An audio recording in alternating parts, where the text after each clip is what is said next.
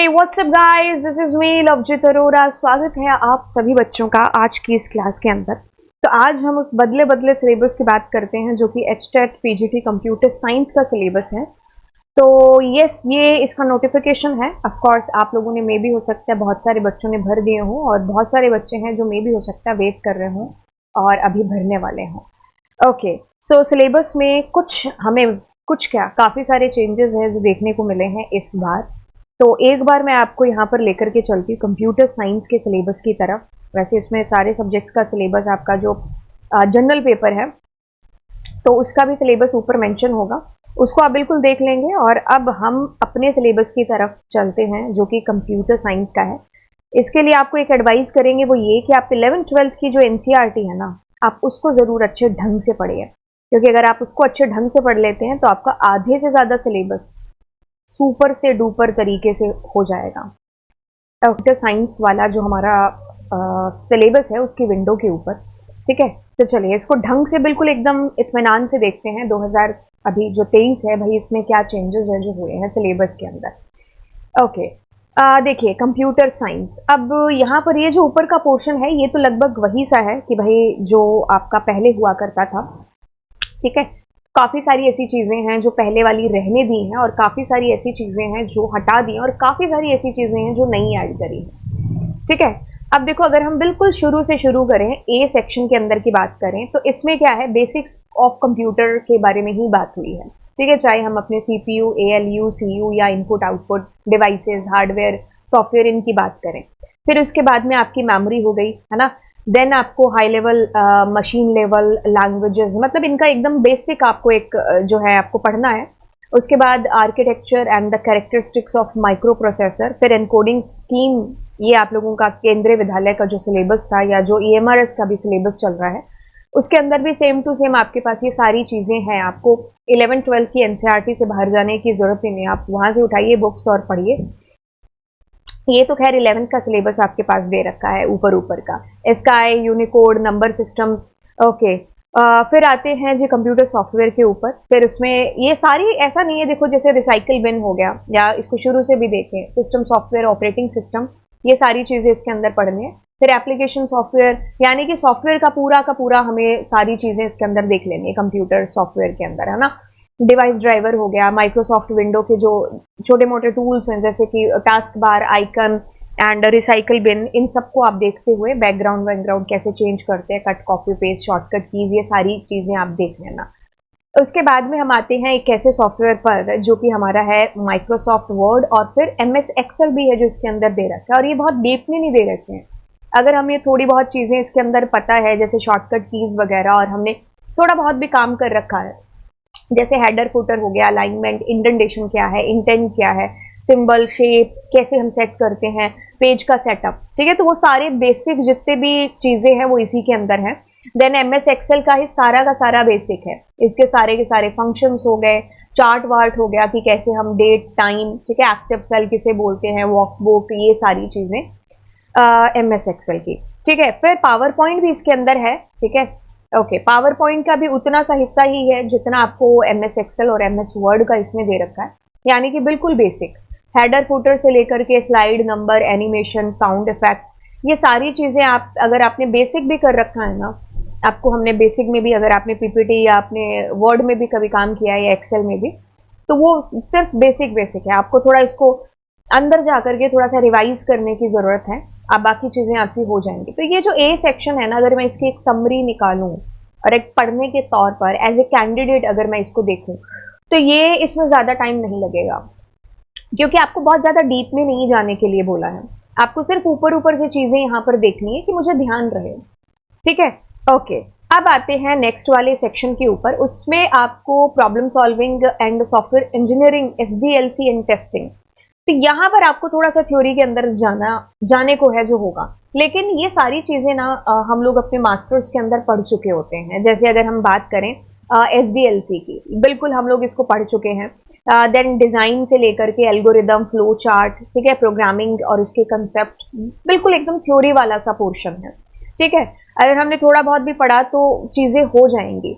Then हमारे पास में program constructs, then major stages हो गई इसकी, बिल्कुल एसडीएलसी पढ़ेंगे तो उसकी स्टेजेस भी ऑफकोर्स हम पढ़ रहे होंगे, ठीक है। टेस्टिंग हो गया, यहाँ तक का पोर्शन खत्म हो जाता है, पूरा ये थ्योरी है, इसमें कुछ ऐसा आपके प्रैक्टिकल नहीं है, ठीक है। देन आपके पास में आती है जी एक लैंग्वेज जो कि है जी पाइथन प्रोग्रामिंग लैंग्वेज, राइट। बिल्कुल ये अच्छी चीज़ है कि हम लोग इसको EMRS वाली सीरीज के अंदर पढ़ चुके हैं, जहाँ पर मैंने पूरा NCERT में जितना भी पाइथन है सारा आपको करा दिया उस सीरीज में। आई थिंक 90 के आसपास उसके अंदर लेक्चर हो चुके हैं। आपका NCERT मैंने खत्म करा दिया, खत्म का मतलब है पाइथन सारा खत्म करा दिया है, ठीक है। बाकी SQL या नेटवर्किंग वाले पोर्शन वो आपके रहते हैं, लेकिन मैंने उसको NCERT से ना बेसिकली उसको फॉलो करते हुए बाकी मैंने उसको सारा आपको समझा दिया जितना भी CBSE के सिलेबस में दे रखा है, ठीक है। तो वो हमारा सारा का सारा हो चुका। मैं अभी आपको इसके बाद वो प्लेलिस्ट भी दिखा देती हूँ, NCERT वाली और दूसरी प्लेलिस्ट भी, ठीक है। अब बिल्कुल यहाँ से पाइथन हमारा बिल्कुल बेसिक से स्टार्ट हो जाता है। इंटरप्रेटर क्या है, इसके दोनों मोड, तीनों मोड, आइडेंटिफायर्स हो गए, कीवर्ड्स हो गए, इसके क्वेश्चंस भी हजारों हम लोग कर चुके हैं। देन उसके बाद इसमें इफ कंडीशन हो गया, इटरेशन हो गया, यानी कि लूप की बात हो गई है, फिर फंक्शंस यूजर डिफाइंड, ठीक है। इसमें ज्यादा डीप में नहीं दे रखी हैं चीजें। अगर फंक्शंस की बात करेंगे कि ग्लोबल और लोकल और इसके आर्ग्यूमेंट्स कह लीजिए, ये आगे की चीजें नहीं है, लेकिन फिर भी अगर हम इसको ऊपर ऊपर से भी देखें तो भी हमें चीजें थोड़ी बहुत तो देखनी पड़ेंगी इसके अंदर, क्योंकि मामला प्रोग्रामिंग का है, कुछ इसमें थ्योरी वाला पोर्शन नहीं है। ज्यादा टाइम आपको लगेगा नहीं, मैं आपको वन शॉट लेक्चर बता दूंगी इसका भी। ये सारा सिलेबस आपको यहां से स्टार्ट करते हुए तो आपको चैनल पर मिल ही जाएगा, ठीक है। हाँ, ऊपर वाला जो पोर्शन है ये भी आपको चैनल पर मिल जाएगा अगर हम इसकी बात करें, क्योंकि ये सारा का सारा NCERT से उठा रखा है। ओके, अब नीचे एक बार थोड़ा सा आते हैं और नीचे देखिए आपको स्ट्रिंग दे रखी है यहाँ पर, ठीक है। ओके, फिर आपको लिस्ट दे रखी है पाइथन के अंदर, ठीक है। ट्यूपल्स आपको दे रखे हैं, राइट। फिर आपको डिक्शनरी यहाँ पर दे रखी है, ठीक है। तो ये अब डिक्शनरी हो गया, ट्यूपल हो गया, आपके पास लिस्ट हो गया, ये ऐसे हैं जो कि अगर आप पाइथन पढ़ रहे हो तो आपको पढ़ना ही पड़ेगा। ओके, यहीं पर हमारी मतलब एक तरीके से इन्होंने ना पाइथन को पूरा ना उठाते हुए उसका जितना बेसिक हो गया कि आप एक लेवल पर आ जाओ। जैसे 11th क्लास का मुझे लगता है कि यहाँ पर सारा इसने कवर कर दिया है। 11 के छोड़ करके एक चीज इसने एक्स्ट्रा ली है 12th वाली, और वो ये वाली है फंक्शंस वाली। लेकिन NCERT बुक में जब आप पढ़ोगे तो आपको 11th की ही बुक का ये चैप्टर दिखेगा, फंक्शंस वाला, ठीक है। चलिए अब आगे चलेंगे। अमर्जिंग ट्रेंड है, नई नई जो टेक्नोलॉजीज, नए नए जो ट्रेंडिंग टेक्नोलॉजीज आ रही हैं, आपको उसके बारे में पढ़ना। और अच्छी बात यह है कि आपको डीप में कुछ भी नहीं है जो इसमें पढ़ना है, अगर हम इस पूरे को देखें, ठीक है। इसमें ये सारा का सारा आपको NCERT के अंदर मिलेगा, चैनल के ऊपर अपलोडेड है, मैंने इसको पढ़ा रखा है, ठीक है। आर्टिफिशियल इंटेलिजेंस हो गया, machine learning, NLP, robotics, big data, data science, ये सारी चीजें, 5G, e-commerce, grid computing, cloud computing, ये सारी चीजें, ब्लॉकचेन टेक्नोलॉजी, आपको जो चीजें हैं मतलब उतनी पता है जितनी NCERT के अंदर है। डीप में जाने की जरूरत नहीं, क्योंकि अगर हम AI है, मशीन लर्निंग है, डीप में जाएंगे तो फिर आप कितना ही ये समुद्र है, इसमें जितना डीप में जाओगे उतना ही कम है, ठीक है। बाकी हमें उतना डीप में नहीं जाना है कि आपसे कुछ कोड वोड पूछे जाएं। हाँ, ये थ्योरी है पूरा चैप्टर, तो थ्योरी को थ्योरी के तरीके से हमें देखना है। फिर आता है जो साइबर सिक्योरिटी वाला चैप्टर, जिसके अंदर वायरस से related, malware, adware, worms, trojan, ransomware, इन सब को आपको देखना है। और इनमें केस स्टडी बेस्ड क्वेश्चंस कुछ बनते हैं, तो आपको डिफरेंशिएट करने के लिए बोला जा सकता है, तो वो हमें चीजें बड़े ढंग से पढ़नी है। देन डिजिटल फुटप्रिंट वाला, ये सारा का सारा जो सिक्योरिटी वाला है, ये भी आपको NCERT के अंदर ही है जो मिल जाएगा। ये 12th IP की बुक्स के अंदर आपको मिल जाएगा। अब डिजिटल फुटप्रिंट की बात करें तो डिजिटल फुटप्रिंट से स्टार्ट होते हुए हम etiquettes, IPR, cyber crime, cyber law, hacking, इन सब को हम लोग देखेंगे। उसके बाद में हमारे पास में इम्पैक्ट ऑन हेल्थ प्रॉब्लम्स, ये यहाँ पर ये सारे के सारे छोटे मोटे क्वेश्चंस आपके बन जाएंगे। बाकी अगर हम इसकी बात करें तो इसमें केस स्टडी क्वेश्चंस बन जाते हैं, ठीक है। अगर आपने कभी 11th-12th के एग्जाम्स जो आते हैं पेपर, है ना, तो अगर आपने उनको भी उठा करके देखा होगा तो उसमें भी केस स्टडी बेस्ड क्वेश्चन होते हैं कि कोई फलाना फलाना बंदा है, वो इस तरीके से बैठा, उसकी गर्दन में दर्द हो रहा है ना, तो उसको कैसे बैठना चाहिए, या इस तरीके से उसको केस स्टडी बेस्ड बना करके आपको क्वेश्चन है जो उसके अंदर दे दिए जाते हैं। खैर, आप मेरी सीरीज चल रही है, ठीक है, PYQs की, आप जब उसके साथ मेरे साथ चलेंगे तो आपको पता चलेगा कि हाँ, इसके अंदर किस तरीके के क्वेश्चन है जो बेसिकली बन सकते हैं। ओके, देन आपके पास में आएगा web designing using HTML। HTML का पोर्शन आपको दे रखा है, कोई बात नहीं, हम किए हुए सालों हो गए, यानी कि हम फर्स्ट ईयर के अंदर कभी शुरुआत करते हैं इसकी HTML की, है ना। उसके बाद जो स्कूल के अंदर 6 to 7 8 के अंदर HTML है जो होता है, तो वहाँ की बुक्स भी आप प्रेफर है जो कर सकते हैं, क्योंकि HTML है उसकी हिस्ट्री से लेकर के उसका बेसिक यहाँ पर है, बेसिक स्ट्रक्चर हो गया, जो टैग्स है इसके उसको बस थोड़ा सा आपको प्रैक्टिस है जो ढंग से करना है। देन एलिमेंट्स और ये सारी चीज़ें कैसे लिस्ट, इमेज या फिर टेबल हम लिंक जो है इंसर्ट करते हैं, ठीक है। तो ये टैग्स आप एक दो बार प्रैक्टिकल भी आप कर लोगे तो बस पुरानी यादें ताज़ा करनी एक तरीके से। ये सारी चीज़ें हम लोग कहीं ना कहीं अपने ग्रेजुएशन में, अपने PG के अंदर और बच्चों को भी स्कूल के अंदर करा चुके हैं। ओके, अब आते हैं हम लोग C सेक्शन के ऊपर, और उसके अंदर आपको जो डेटाबेस दे रखा है दैट इज MS एक्सेस, ठीक है। तो डेटाबेस के अंदर आपके पास MS एक्सेस है, SQL डेटाबेस है। बस इसके थ्योरी से लेकर के फीचर्स, कंपोनेंट्स, एलिमेंट्स और डेटाबेस कैसे क्रिएट करते हैं, प्राइमरी की कैसे सेट करना है, क्रिएशन ऑफ टेबल, इसके 2 व्यूज होते हैं, वो सारे के सारे व्यूज आपको देखने। देन हमारी SQL आ जाती है, इसकी थ्योरी से लेकर के फिर data types, commands, clauses, functions. देखो अपने आप में इसने बड़ा खेल भी खेला एक तरीके से, क्लॉजेस दे दिया। अब क्लॉजेस तो इसमें है ना कितने सारे फंक्शंस हैं, अब आपको सारे फंक्शंस इसमें देखने पड़ेंगे, कुछ ऐसे डिफरेंस नहीं करके दिया है, आपको फंक्शंस बोल दिए हैं। फंक्शंस आप पढ़ते रहो इसके अंदर, सिंगल रो, मल्टी रो, यानी कि ग्रुप बाय वगैरह, एक तरीके से आपको सारा ही देखना पड़ेगा, ठीक है। टेक्स्ट फंक्शंस हो गए, मैथ्स फंक्शंस हो गए, उसी के अंदर आगे आप राउंड, ये आप कह लो NCERT आपको पूरी पढ़नी पड़ेगी। ये एक लाइन का मतलब ये है, ठीक है, क्योंकि एक लाइन, ये मेरा पेन भी चलना बंद हो गया, लेकिन एक लाइन का मतलब है कि आपको पूरा का पूरा SQL है जो देख करके जाना पड़ेगा, क्योंकि क्लॉजेस दे दिया, अब उसकी कमांड्स है ना। देखो कमांड्स भी इसने क्या किया है, एक तरीके से आप कह लो कि भाई आता है ना। ओके, सो हम लोग थे यहाँ पर, नीचे आएंगे एक बार थोड़ा सा, हाँ कमांड्स की बात चल रही है, तो देखो कमांड्स लिख दिया, पूरा एकदम खुल के नहीं बताया भाई कौन कौन सी कमांड्स की बात कर रहे हो, है ना। तो आपको सारा ही SQL है NCERT वाला, वो जो एक बार है जो पढ़ना पड़ेगा, ठीक है। बाकी MS एक्सेस के आपको कोई भी लेक्चर्स यूट्यूब के ऊपर मिल जाएंगे, बस इसका एकदम बेसिक है जो हमें पता होना चाहिए। SQL को आप थोड़े ढंग से पढ़ लेना। फिर आता है जी नेटवर्किंग वाले पोर्शन के अंदर आपके पास ट्रांसमिशन मीडिया हो गया, यानी कि आपको दोनों तरीके की गाइडेड अनगाइडेड मीडिया, ठीक है। आपको सारी फाइबर ऑप्टिकल जो है फाइबर ऑप्टिकल की बात कर लो, ट्विस्टेड पेयर केबल की बात कर लो, कोएक्सियल की बात कर लो, फिर अनगाइडेड के अंदर आपको इंफ्रारेड, माइक्रोवेव, इन सबको है जो पढ़ना है, ठीक है। वायर्ड और wireless communication, wifi, Bluetooth, cloud computing, ये ऊपर भी दे रखा था, ठीक है। इसके बाद आपके पास आता है कंप्यूटर नेटवर्क्स, इसकी नीड, पूरा थ्योरेटिकल पोर्शन है, प्रोटोकॉल सारा चल पड़ा है यहाँ पर, ठीक है। अब इंटरनेट वाला पोर्शन जिसमें आप हिस्ट्री ऑफ इंटरनेट से लेकर के working of internet, requirement, firewall हो गया, वर्ल्ड वाइड वेब, ये सारी चीजें देखो वेब से रिलेटेड, ठीक है। तो आप इसके अगर अपने खुद के नोट्स बना करके चलेंगे तो ज्यादा अच्छा रहेगा, क्योंकि इसमें छोटी छोटी जो टर्म्स होती हैं वो काफी इंपॉर्टेंट हो जाती हैं, ठीक है। जैसे आपसे वेब पेज या फिर वेबसाइट के बीच में अंतर पूछ लिया, ठीक है। वेबसाइट के आगे स्टैटिक हो गया और डायनामिक हो गया, इनमें अंतर पूछ लिया। इंटरनेट और WW के बीच में अंतर पूछ लिया।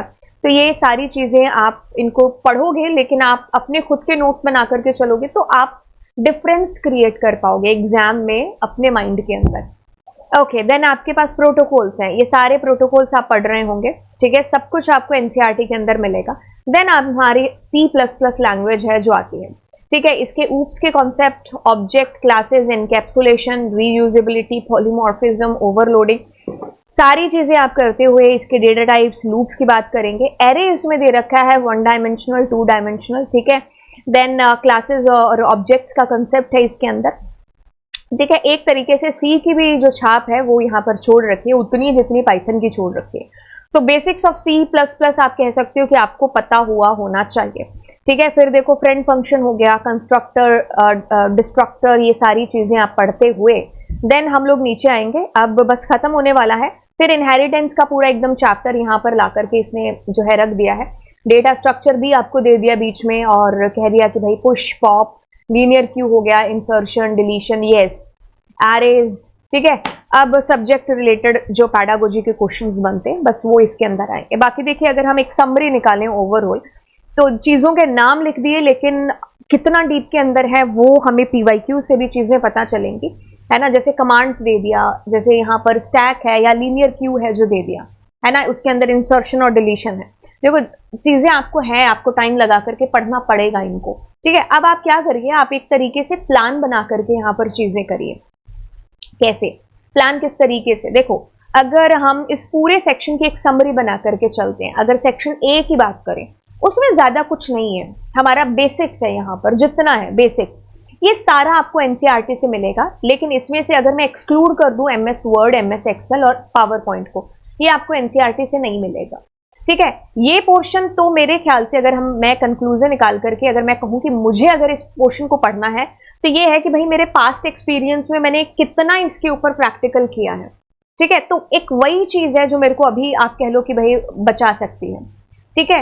आप क्या कर सकते हो, अपना जितना भी प्रीवियस आपका नॉलेज है उसको आप आगे रखने के लिए क्या करिए, इसको 1-2 बार प्रैक्टिकल इसमें छोटी मोटी चीजें करके देख लो। जैसे आप अगर मेरे ख्याल से 9th और 10th की बुक्स अगर आपको कहीं से मिल जाए, क्योंकि उनके पास में है MS वर्ड, MS एक्सेल और पावर पॉइंट, ठीक है। सॉफ्टवेयर में भी हो सकता है अलग हो थोड़ा, और उनके पास ओपन ऑफिस या फिर लिब्रे वगैरह हो सकता है, तो उनके क्वेश्चंस आप 1-2 बार देख लेंगे तो ये सारा बेसिक आपका एकदम ताजा हो जाएगा जो हमने पहले कभी चीजें पढ़ रखी हैं, ठीक है। ऊपर वाला पोर्शन बहुत डीप में नहीं है, ऐसा नहीं है स्काई के अंदर आपको कुछ प्रैक्टिकली आ जाएगा या यूनिकोड के अंदर या नंबर सिस्टम के अंदर, है ना।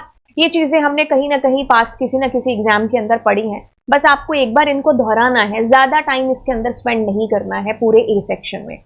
बी सेक्शन में ऊपर का portion is your totally theory वाला पोर्शन है, ठीक है। अगर आप इसको 2-4 बार भी अपने कॉलेज की बुक्स निकाल करके या कोई भी आपको यूट्यूब पर इससे रिलेटेड कोई भी मैटर मिलता है तो यस मेरे ख्याल से आप क्वेश्चन लगाएं इसके अंदर तो ज्यादा बेहतर रहेगा, क्योंकि SDLC की हम स्ट्रक्चर या लाइफ पूरी जो है साइकिल पढ़ चुके हैं। अब इसमें आप क्वेश्चंस लगा लेंगे तो चीजें आसान हो जाएंगी। उसके बाद में आपके पास में आता है पाइथन। यस, यहाँ पर आपको टोटली प्रैक्टिकल और आपको रूल्स ये सारी चीजें हैं जो पता होनी चाहिए। मे भी हो सकता है आप में से बहुत सारे लोग हो जो पहली बार पाइथन के अंदर डील कर रहे हैं, ठीक है। यकीन मानिए बहुत आसान है। अगर आपको C++ लग रहा है कि इजी है और अरे पाइथन मुझे स्टार्ट करनी होगी, क्योंकि C++ एक हमारा कंफर्ट जोन हो जाता है क्योंकि हम उनको अपने कॉलेज के अंदर पढ़ चुके हैं। अब सडनली जब मैं पाइथन की बात करती हूँ तो हमें ऐसा लगेगा कि अच्छा यार पाइथन में चीजें नहीं, C++ अगर मुझे सीखने में 10 दिन लगे तो मैं कहूंगी यार इसको तो 1 दिन भी नहीं लगेगा, मतलब इतनी आसान, क्योंकि कंसेप्ट दोनों के सेम है, ठीक है। अगर मैं बात करूंगी लूप की, है ना, तो लूप अगर मैंने C++ के अंदर पढ़ा है तो अब ऐसा तो नहीं है कि यहाँ पर मेरे को ये पहली बार में ही देखने को मिला है कि अरे ये क्या हो सकता है। हाँ, कुछ चीजें होंगी जो पाइथन के अंदर आपको अलग लगेंगी, लेकिन इतना भी एक डिफरेंस है जो नहीं होगा, ठीक है। बाकी देखो लैंग्वेज है तो लैंग्वेज का सिंटेक्स तो अलग ही होगा। अगर मैं पंजाबी में सेब लिखती हूँ तो मैं ऑफकोर्स ऐसे लिखूंगी, हिंदी में लिखती हूँ तो मैं ऑफकोर्स ऐसे लिखूंगी, है ना, इंग्लिश में लिखेंगे तो ऑफकोर्स, तो वो सिंटेक्स सेम जो है नहीं होगा लैंग्वेजेस का, लेकिन हाँ बहुत हद तक जो मतलब है या जो पीछे चीजें काम कर रही हैं वो सेम होंगी, ठीक है। तो कहने का ये मतलब है कि मैं आपका यहाँ पर हौसला बढ़ाने की कोशिश कर रही हूँ वो ये कि आपने अगर एक लैंग्वेज ढंग से कर रखी है तो दूसरी लैंग्वेज आपको ग्रिप करने में मुश्किल नहीं होगी, ठीक है। ओके, तो ये भी सारा आपको एनसीईआरटी से मिल जाने वाला है, राइट। अब अमर्जिंग ट्रेंड ये भी आपको एनसीईआरटी से, सोसाइटल इम्पैक्ट, इसमें आपको डीप में नहीं जाना है, इसमें आपको सिर्फ इनकी डेफिनेशंस अपने तरीके से पढ़नी है, ठीक है। देन आपके पास में ये वायरस वाला पोर्शन, डिजिटल फुटप्रिंट है, सिक्योरिटी से रिलेटेड, ठीक है, आप इनको एक बार जरूर देख लेना। मतलब एक तरीके से मैं कहूंगी ये भी MS एक्सेल और पावर पॉइंट जो ऊपर हमने देखा है उसकी तरह, बस पास्ट में जो पढ़ा है उसको तरोताजा ही करना एक तरीके से दोबारा करके, ठीक है। हाँ, फिर HTML वाला पोर्शन आप जिसको देख लीजिएगा, आप स्कूल से कोई भी आपको बुक मिल जाएगी 6, 7, 8 में होती है HTML में, ये सारा आपको वहां से कवर अप आपका हो जाएगा। देन आपका आता है जी MS एक्सेस SQL डेटाबेस, ठीक है। अगर SQL में हमने थोड़ी बहुत चीजें भी कर रखी हैं तो ये ज्यादा एकदम चैलेंजिंग नहीं है, कवर हो जाएंगी चीजें यहाँ से भी, ठीक है। उसके बाद हमारा SQL आता है, SQL को आपको ढंग से पढ़ना है। नेटवर्किंग है, इंटरनेट वाला, देखो सारी चीजें मिक्स मसाला हो रखी है, एकदम थ्योरी भी चल रही है, कोडिंग भी चल रही है, साथ ही साथ SQL भी है जो आपका चल रहा है। फिर अब आती है C++ वाला, तो यानी कि दोनों जो लैंग्वेज है, पाइथन की बात करूं या C++ की, है ना, प्रैक्टिकल आप अच्छे से कर लेना ताकि आपका जो बेसिक कंसेप्ट है वो क्लियर हो जाए, ठीक है। ओके, तो अब इसमें एरे हो गया आपका, देन ऑब्जेक्ट एंड क्लासेस हो गई, फिर एरे के अंदर ही कंस्ट्रक्टर, हो गया, एंड देन फ्रेंड फंक्शन वगैरह आप यहाँ पर जो है देख लेंगे। उसके बाद इनहेरिटेंस का पूरा पोर्शन एंड डेटा स्ट्रक्चर भी है इसके अंदर, ठीक है। और फिर लीनियर क्यू, एरे सॉर्टिंग है, सारी टेक्निक्स आपको ऑफकोर्स देखनी पड़ेंगी, ठीक है। तो ये हमारा पूरा सिलेबस है। इसमें से आप कह लो कि 90% चीज़ें तो मेरे चैनल पर आपको ऑफकोर्स अवेलेबल हो जाएंगी। जैसे कि अगर मैं आपको दिखाऊं, ठीक है, और चैनल पर जैसे आप आए तो आप प्लेलिस्ट वाले सेक्शन में जाओगे तो आपको सारा खेल वैसे ही समझ में आ जाएगा कि भाई कितनी सारी चीज़ें हैं जो हो रही हैं आपके सिलेबस से रिलेटेड। अब देखो, मैंने इसमें से ये एनसीईआरटी वाली जो प्लेलिस्ट है इसको मैंने निकाल दिया है फुल सिलेबस। तो इसमें जो आपने अभी पोर्शन देखा है, जैसे पाइथन डिक्शनरी हो गया, लिस्ट हो गया, ये सारा आपको यहाँ से मिल जाएगा। और ये जितना आपके पास एसक्यूएल दे रखा है वो भी आपको यहाँ 11th आईपी का जो है वहाँ से आपको कवरअप हो जाएगा। इसमें पूरा का पूरा 11th की जो बुक है इन्फॉर्मेटिक प्रैक्टिसेस की, उसका 8 नंबर चैप्टर है एसक्यूएल। तो वो मैंने पूरा इसमें वन शॉट में, इसका आज ही प्रीमियर है 6 बजे। ओके, अब देखो, आप बीपीएससी वाली जो प्लेलिस्ट है उसको फॉलो कर सकते हैं, क्योंकि इसके अंदर ये वाली जो प्लेलिस्ट है और ईएमआरएस की जो प्लेलिस्ट है वो सेम ही है, ठीक है, क्योंकि मैंने अलग अलग नाम से प्लेलिस्ट बना दी है। बाकी देखो, इसमें मैंने पीजीटी कंप्यूटर साइंस करके सारा एनसीईआरटी के अंदर जितने भी चैप्टर हैं क्लास 11th के, 12th के, और जितना भी पाइथन का पोर्शन है वो सारा हो चुका है। पाइथन टोटली कुछ भी नहीं है जो पाइथन के अंदर हो, आपकी एनसीईआरटी के अंदर हो और वो मैंने इसके अंदर ना कराया हो। आपका एक एक जितना भी पोर्शन है, ट्यूपल से लेकर के नीचे देखिए डिक्शनरी के सारे एक एक टॉपिक को मैंने यहाँ पर बहुत ढंग से कराया है। बाकी पैंडास वगैरह आपको करने की ज़रूरत इसमें बिल्कुल भी नहीं है, ठीक है, क्योंकि ऑफकोर्स आपके सिलेबस में एचटीएच के अंदर नहीं है, ठीक है। देन ये देखो फंक्शंस हो गया जो अभी आपको दे रखे हैं, ठीक है, यूजर डिफाइंड फंक्शंस, ये आप यहाँ से कर सकते हो, राइट। नीचे आएंगे, फाइल हैंडलिंग आपके पास में बिल्कुल भी नहीं है, तो आप इसको मतलब इतना आपको पढ़ने की जरूरत भी नहीं पड़ेगी जितना मतलब मैंने इसके अंदर करा रखा है, ठीक है। और केबीएस की जो प्लेलिस्ट है ऑफकोर्स वो तो एक सदाबहार प्लेलिस्ट है ही, ठीक है, आप उसको भी फॉलो कर सकते हैं, ठीक है। इसमें ईएमआरएस वाली जो प्लेलिस्ट है इसमें मैंने पूरा एकदम एनसीईआरटी को लाइन बाय लाइन कराया है, ठीक है, इसीलिए सीरीज का नाम लाइन बाय लाइन एनसीईआरटी भी था, ठीक है। बाकी अगर हम केबीएस की प्लेलिस्ट की बात करेंगे तो उसमें मैंने सारी चीज़ें अपने ढंग से अलग अलग आपको समझा रखी है, ठीक है। तो आपको इसमें से थोड़ी सी सर्चिंग करके करना पड़ेगा, अदरवाइज मैं आपकी एक अलग से प्लेलिस्ट बना देती हूँ, ठीक है, चैप्टर वाइज, राइट। तो उसमें आपको कुछ भी इधर उधर से ढूंढने की जरूरत नहीं पड़ेगी, आप जाएंगे और आप पढ़ेंगे। एक बार आप क्लास कंसेप्ट वाली लगा करके देखना, ठीक है, उसके बाद आप मुझे नीचे कमेंट सेक्शन में बता देना, ठीक है। ओके, तो चलिए फिर अब आपको मिलते हैं नेक्स्ट क्लास के अंदर, राइट, ठीक है। तो ऑल द बेस्ट आपके एग्जाम के लिए, ठीक है। तो चैनल पर अब मैं एक प्लेलिस्ट है जो अलग से निकाल करके आपका पूरा इसमें रख दूंगी, ठीक है। और एमसीक्यू सीरीज तो खैर हमारी चल ही रही है, तो आप उसको फॉलो कर सकते हैं, ठीक है। तो चलिए फिर, God bless you, bye bye.